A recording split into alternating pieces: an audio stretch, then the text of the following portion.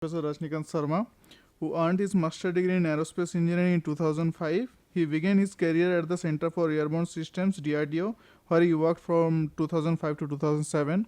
He went on to complete his Ph.D. in Electrical Engineering at Brigham Young University in 2011, followed by a postdoctoral fellowship at the U.S. Air Force Academy. Dr. Sharma has held academic position as an associate professor at both the University of Cincinnati and the Air Force Institute of Technology. He currently works as a positioning, navigation and timing scientist at IS-4S. Today he will be presenting his talk on a topic titled Collaborative Navigation in Contested Environments. Please welcome Professor Dr. Sharma to the stage for his presentation. Will be all 20 hours or we have DL? My introduction today will be just that I'm ME Aero from GCDSL lab. I think this is good enough introduction, and everything else is because of this place that I have been. So, yeah. And currently I've removed my professor hat and I'm a research engineer at IS-4S. So there's a long story behind that, so we can talk later. Okay, so just want to put this out.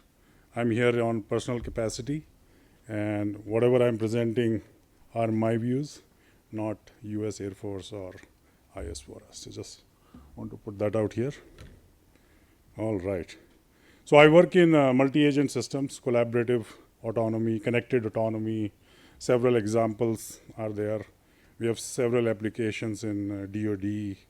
I work on vehicle platooning stuff. We have applied Dr. Ratnu's trajectory shaping stuff for vehicle platooning. Vehicle platooning increases efficiency, highway efficiency, and comfortable rides and all that stuff. So yeah, I think everybody here does some kind of cooperation, so I'll not spend too much time on it. All right, so this is my work I did with Dr. Ghosh here, swarm intelligence stuff. So, you know, when we used to choose our problems, I thought, oh, single vehicles are cool. Multiple vehicles will be even cooler, right? So I think that was the whole idea. And also I was inspired by all the natural phenomena occurring. You see ants and birds flocking, applying very simple rules, but achieving very complex behaviors. So that was kind of motivation. The work I did was applying, you know, multiple objectives that every agent will interact with neighbors and apply cohesion rule to go towards the centroid of the neighboring UAVs, and a dispersion rule where it has to move away from agents which are too close to it, and then apply alignment rule. So basically it's a multi-objective guidance law. You have to do a linear combination of these commands and come up with optimal weights to give behaviors. These videos will not work here. It's a Mac to Windows transition. So we achieved with the no leader group-wise collision avoidance, where swarm group was maintained while avoiding the collision, and also an individual collision avoidance where when another agent is detected, the swarm group expanded and then basically avoided the collision, and then they grouped together again. So this was the work done here. So I was kind of thinking, yeah, we see a lot of things in nature, but if you come to humans, right? So I read this book recently. It's a pretty good book, Sapiens. So we are Homo sapiens, right? And the questions we always ask is, what is special Homo sapiens did such that we survived all the other competitors we had, which were much stronger than us. And it comes out that humans are very good in working together. We can work in large groups. We have developed languages for that, for communication. You know, we have national anthems, flag, countries, India-Pakistan match. So we come together for different, we are very good with gossiping. We can share our vision. And now we have these good tools, right? Facebook, WhatsApp, one person can be in multiple groups, multiple teams. This is my home team, this is my ISC team. So a lot of things. So I think that's the main reason. If you look at humans, it says that collaboration is where we are on the top of the food chain today. I think that's the point I wanted to point out here. And then, so when we are talking about, I'm kind of diverting away so a lot of all the other talks have been on guidance. The question that when I went to DRDO cabs, I worked on some GPS stuff, carrier face stuff, and questions we were asking, there was, we are always assuming that we have position, we have these states. So when you are designing a controller, U equals to minus kx, full state feedback, we assume that we have all the states, right? So there are three fundamental problems, I think, there. One is localization, which is like knowing those states. Do I have the position? Do I know where my heading is? So that's important problem. Everything kind of builds on that. You need to know the map of your environment, where the obstacles are, where the other vehicles are. And then how do you go from point A to point B without getting into. So I focus, today's talk will be on localization aspects. Okay, how do we know where we are, where the vehicle is, and how collaboration can help in that, knowing your state. So that's what the talk will be about. All right, so to find out where things are, we use sensors, right? So I divide sensors into two kind of categories. One is interoceptive sensors, which kind of provides you vehicles motion information, dynamics. So something like IMU, which has gyros and accelerometers, which tells you how fast vehicle is accelerating in body frame, and angular rates, how fast it is rotating. And on ground vehicles, we use wheel encoders. So basically telling you how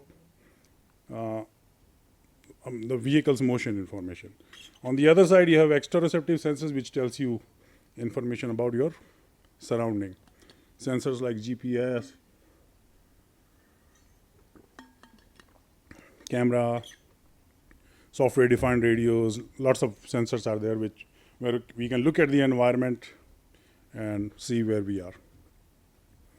So basically, what happens is the interoceptive sensors are pretty fast. The update rate is like, if you buy a good Honeywell IMU, it will be giving you data at 1000 hertz.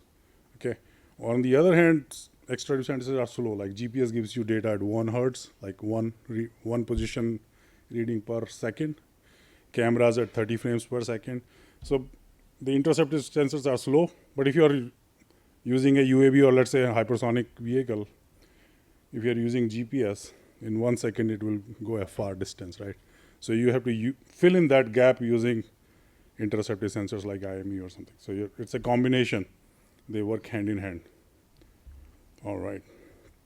Okay, so talking about and GPS, right? That's today.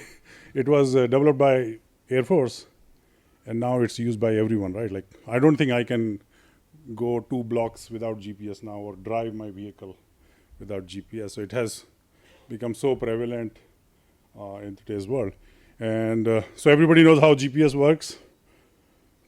So GPS in particular is not a positioning; it's a timing system. Like it works on precise timing.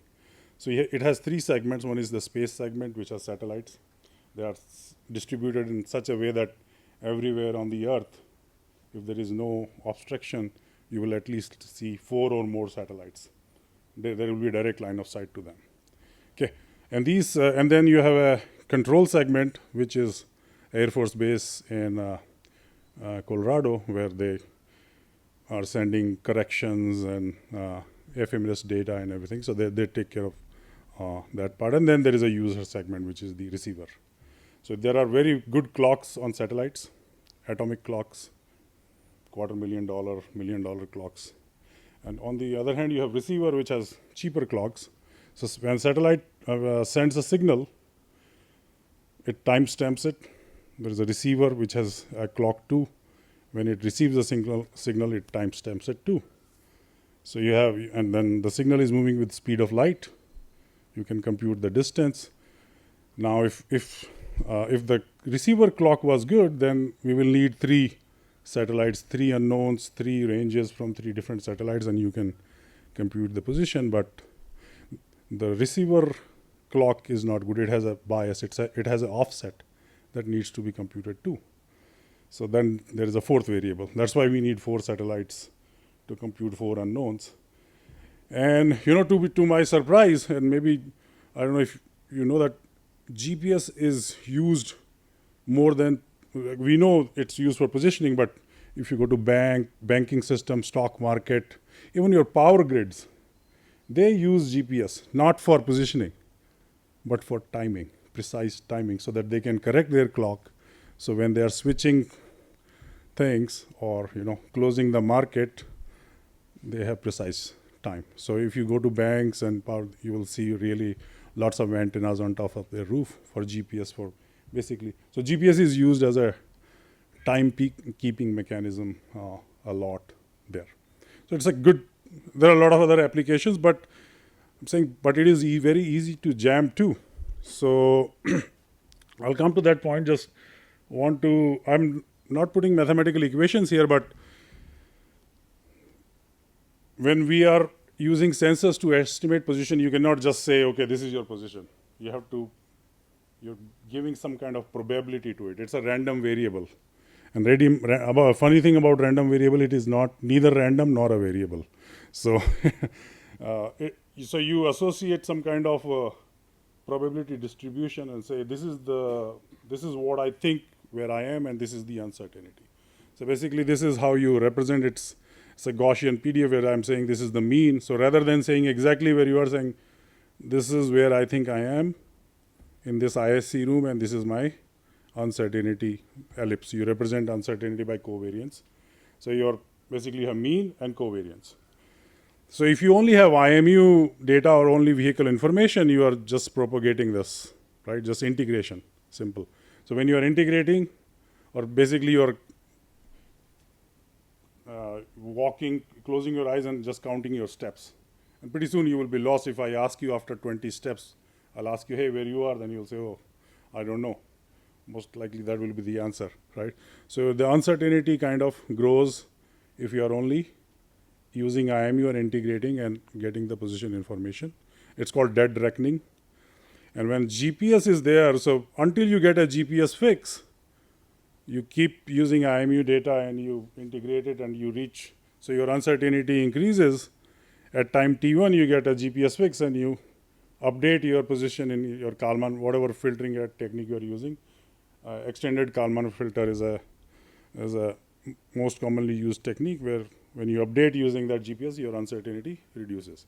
And then the same thing, then you wait, you keep predicting until you get a next GPS fix. So that's how your common stuff works, right? But as I said, GPS, you will be amazed that the environment signal is much larger than what a receiver receives from GPS. So it's very easy to jam GPS. In fact, while I was coming, and I think we were also kind of joking around when I took a flight from Cincinnati so this is my son, 8-year-old. He is, so he's a very aircraft enthusiast. Like if you can show him any aircraft and he'll tell you if it's a 787, Boeing 787 or A320 or whatever. So recent unfortunate crash. So Dreamliner was his favorite aircraft. And when I told that, hey, we are going to Delhi, he said, okay, what are the aircrafts which we are going on? And he found out that first one is the 787 Dreamliner, and the second phase was a A350.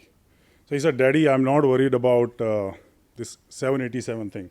Dreamliner it's a good aircraft, but I'm worried about this A350, and he listens to news when I listen to NPR about all the conflict right now happening.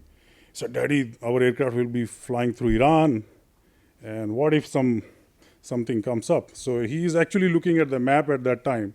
So Daddy, so if you see this Mars, It's a in a space in Iran. So when I took the picture, the iPhone recorded the position as well, and this is actual map he's seeing. So we are actually the airspace was like you are just flying through, just bypassing the Iran here. But he sees some spot there. Oh, daddy, there may be some missile coming here, or so I said I don't think so.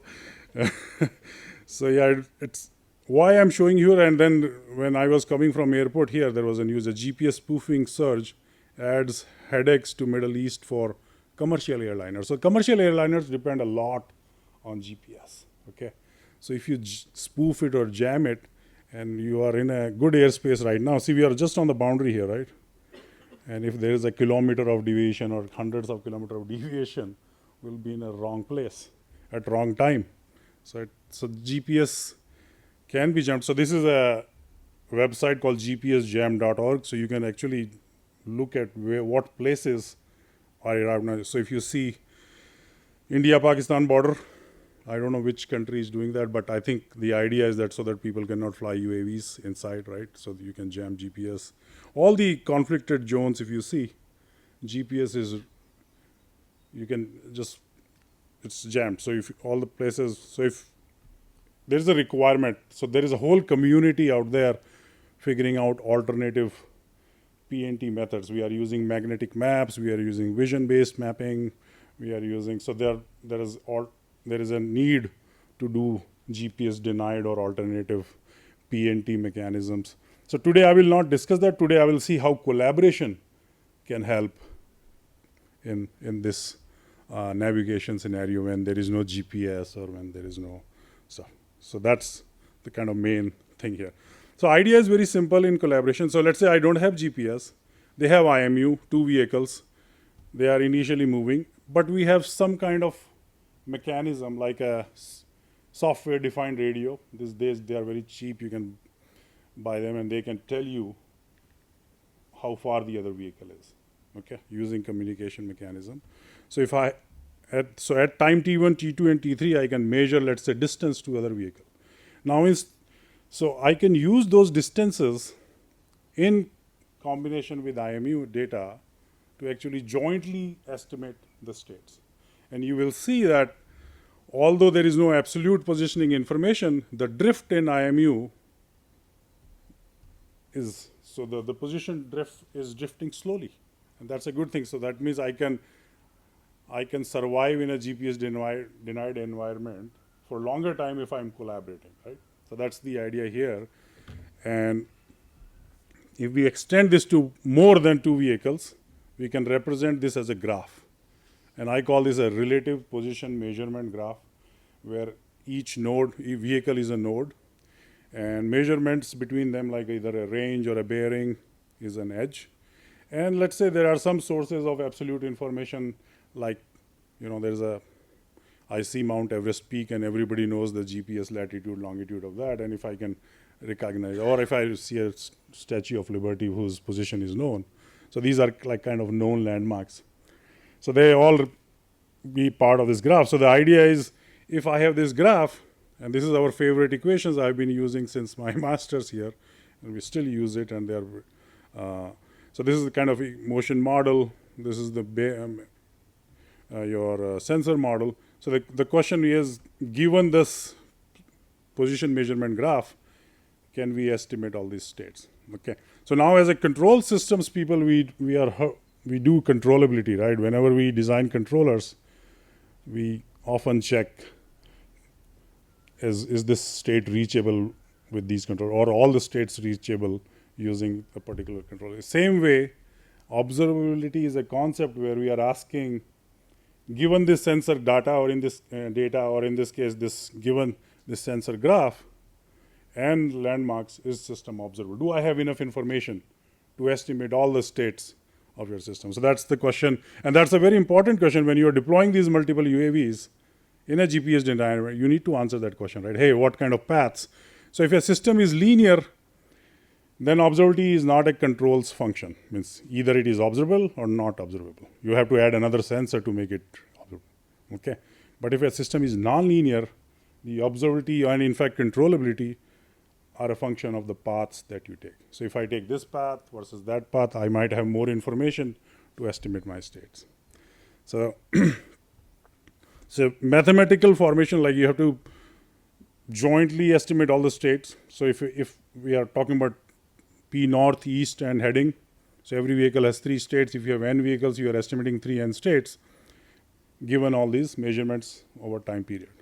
Now this problem is solved in a centralized manner, which is easy, time constraint, but it's a gold standard that you have all the information at the same place, and then you are estimating all the states. But we are working on problems where we are now breaking it down. It's a much harder problem because there are cross correlations and cross covariances, which you have to do a lot of bookkeeping or to avoid double counting which information is coming from where, so that your filter doesn't become inconsistent.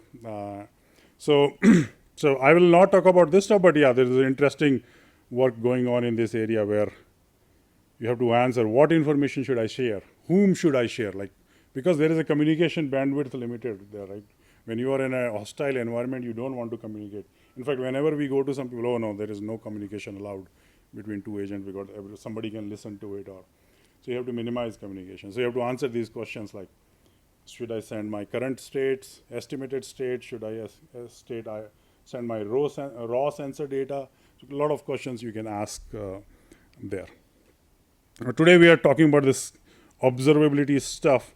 So if I play this video, this is the video for simulation video of cooperative localization, where we have 2 known landmarks, landmark 1 and 2, and the edges are all these bearing measurements. These black things are uncertainty ellipses, how much confidence you have on your estimate. Okay, so you will see that, you know, the blue dashed line is the estimated states and green is the true state. So the question we are asking is, okay, when will system be observable, right?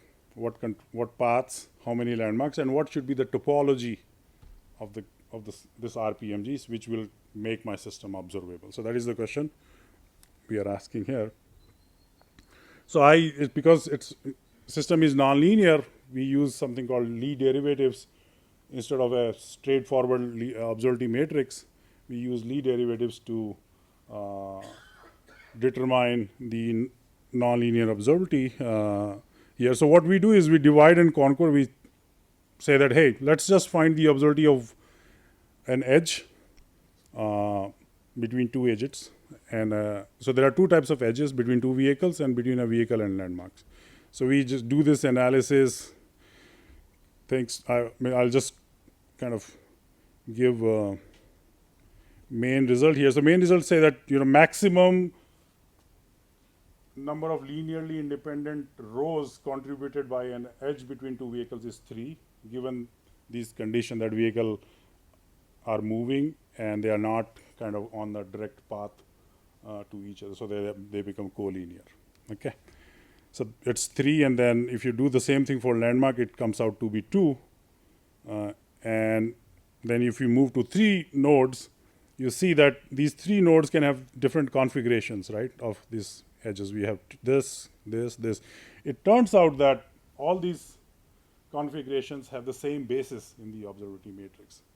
Okay, so when I was at ISC, I didn't enjoy my linear algebra that much, but when I went to PhD and said how important all this observability space and is, but yeah, this helped me a lot there. So it turns out that all of them have the same basis. That is, the rank, maximum rank will be 6.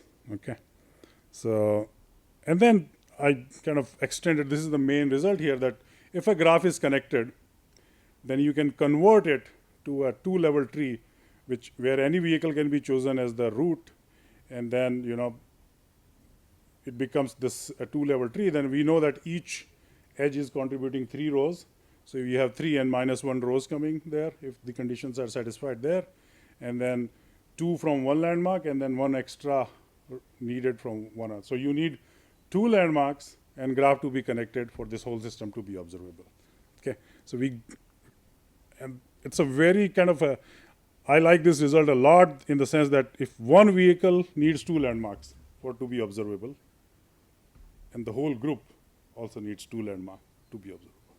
So the condition says as long as every vehicle in the group has path to 2 known landmarks, boom, system is observable, right? It's a very strong condition now collaboration has increased that distributed, the sensing range of each vehicle rather than one vehicle which is limited. Because if I'm alone, then if I go a kilometer from here, I won't have 1 and 2 in my sensing range, and then I'm doomed and I don't have any positioning information. So that's kind of a very good result I thought we can apply. Then I kind of tested, okay, let's purposefully choose the path such that all those conditions are satisfied. And you can see, even though the vehicles which does not have direct path to known landmarks, they are still observable, get the position estimates. And then we validated this in 3D as well. And also, this condition of having path to 2 known landmarks were very restrictive at every time step. What we realized that even if it is not satisfying at the single time step, if you make a union of all these graphs at different time step, and if that graph is satisfying those conditions, then system is still observable. So that was kind of interesting stuff there. And then recently we kind of tested this in hardware multi-rotor platform. We have this P440 ranging radius which can provide a distance to vehicles. 1 minute. All right. So yeah, this is the final video we have. Testing of multiple vehicles, flying vehicles, takes a lot of time. So these students did a great job. So we had 3 quadcopters flying with these P440 radios, and so you can see that they are tracking the GPS is the ground truth there. So they are tracking the GPS trajectories there, and we have the some landmarks with P440 radios on the ground acting as landmarks there.